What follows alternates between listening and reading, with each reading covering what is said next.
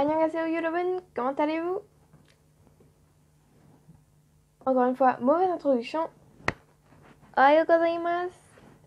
Voici la deuxième vidéo sur le cours de japonais. Oui, je suis habillée pareil que la première, car je fais ça à la suite.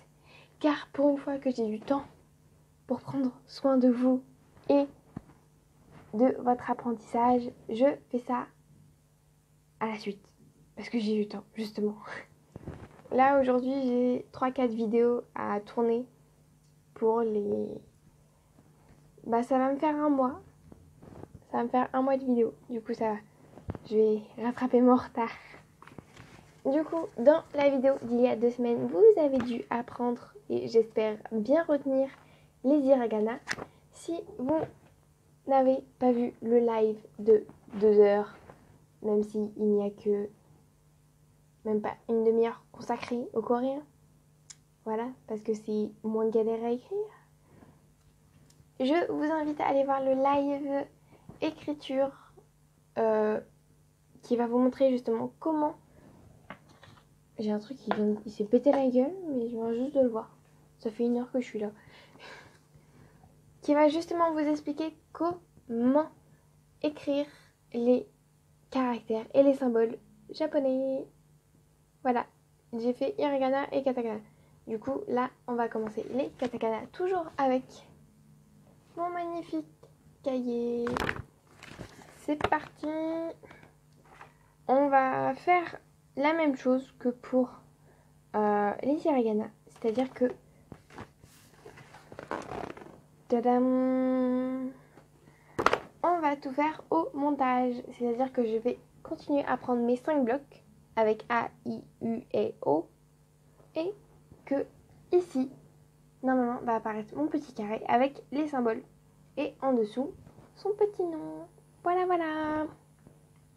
Ne perdons pas de temps, je me décale pour laisser la place. C'est parti. Alors, les 5 premiers sont du coup A, I, U et O. À chaque fois, je suis obligée d'attendre parce que sinon, il pourra avoir le temps de mettre à la suite. Oui, bref, je m'explique. Ensuite, on va passer au K, à la ligne des K. Du coup, ça va être avec K, Ki, Ku, Ke, Ko. On peut voir, rien que là, la différence entre les hiragana et les katakana. C'est-à-dire que les hiragana, c'est surtout des boucles et des courbes. Les hiragana, il y a des courbes, mais c'est surtout des angles et des traits droits. C'est pour ça que c'est un peu plus simple à écrire. Ensuite, on a le groupe des S avec ça, si, su, c'est et so. Ensuite, on a les... J'ai encore dit de la merde, parce qu'évidemment, je ne lis pas ma feuille. Du coup, là non plus, ce n'est pas un si, mais un chi. Et même chose pour la ligne des ta, ce n'est pas un ti, mais un chi aussi. Du coup, ça fait ta, chi, tu, tsu, te et to. Nous avons ensuite les N avec na, ni, nu, ne et no. Je regarde, est-ce que juste là, j'ai mon enregistrement qui défile et du coup je vois les secondes. Et du coup je compte les secondes pour que ça ait le temps d'apparaître. Voilà. Ensuite nous avons les H, où ce n'est toujours pas un A, mais c'est toujours un wa. Du coup ça fait wa, I, U, E, O. Et j'ai encore dit de la merde parce que ce n'est toujours pas un U, mais c'est toujours un fu. Ça fait wa, hi, fu, he, ho. Wa, hi, fu, he, ho. Ensuite, nous avons les M avec le ma, le mi, mu, mais et mo. Nous tournons la page pour arriver à nos petites exceptions, c'est-à-dire la ligne des Y avec le ya, you et yo.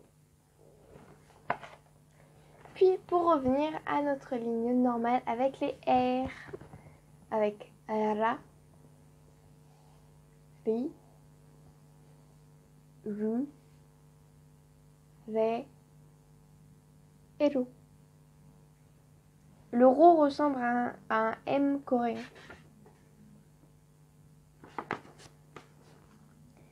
Ensuite, nous avons le retour de nos 3 solitaires, le wa, o et le n. Et nous reprenons du coup le principe des teng teng que j'ai expliqué dans la vidéo sur les hiragana, qui, ma frange me casse toujours autant les couilles. Enfin bref, du coup le principe des teng teng, déjà qu'est-ce que c'est les teng teng? Les teng teng, c'est les 2 petits traits qu'on va rajouter au-dessus d'une syllabe pour la faire transformer. Par exemple, toujours avec les mêmes, on va prendre les 4 groupes de syllabes, c'est-à-dire les K, S, T et H, auxquels on va rajouter des teng teng. Par exemple, dans les K, si on prend le K, quand on rajoute 2 teng teng, ça devient un ga. C'est exactement le même principe que pour les hiragana. Pour les S, si on prend un ça, on rajoute 2 teng teng, ça nous fait un za. Ça nous fera za, ji, zu, ze, zo. Pour les G, ça fera ga, gi, gu, ge, go. C'est très galère. Surtout l'air d'un bébé, clairement. Ensuite, pour les T, nous avons les... du coup, avec les teng teng, ça va se transformer en D. Les T vont se transformer en D. Du coup, ça va faire da, ji, zu, de, do. Da, ji, zu, de, do. Il y a 2-3 transformations. Mais malheureusement pour vous, le J et le ZU, que ce soit dans le groupe des Z ou dans le groupe des D, se prononcent exactement pareil. Et du coup, bah voilà, je n'y peux rien. Et le dernier groupe, c'est les H, qui vont du coup se transformer en B, avec babi, bu, bé, bo. Voilà. Et comme pour les hiragana, on rajoute le petit rond à la ligne des H pour que ça se transforme en P. Car, ne l'oublions pas, les H sont des super méga Saiyan qui ont 3 transformations. Ils ont les H, les B et les P.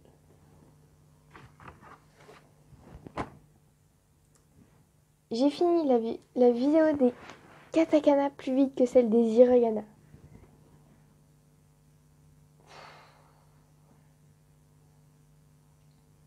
Du coup, je me répète, si vous n'avez pas vu la vidéo des hiragana, allez la voir, s'il vous plaît.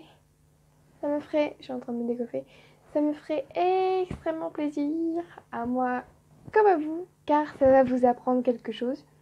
Et je sais qu'il y a beaucoup de gens qui me demandent du japonais parce qu'ils s'en battent les steaks à un point astronomique du coréen.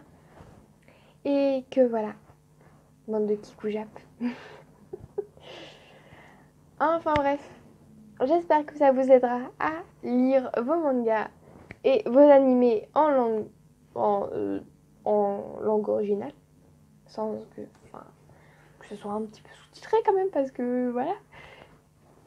Sur ce, n'oubliez toujours pas d'aller voir le live pour voir comment s'écrivent tout ce qui est hiragana, katakana, et si ça vous intéresse du coup, l'alphabet coréen. J'avais un bug. Sur ce, je vous laisse. Et je vous dis à dans 2 semaines.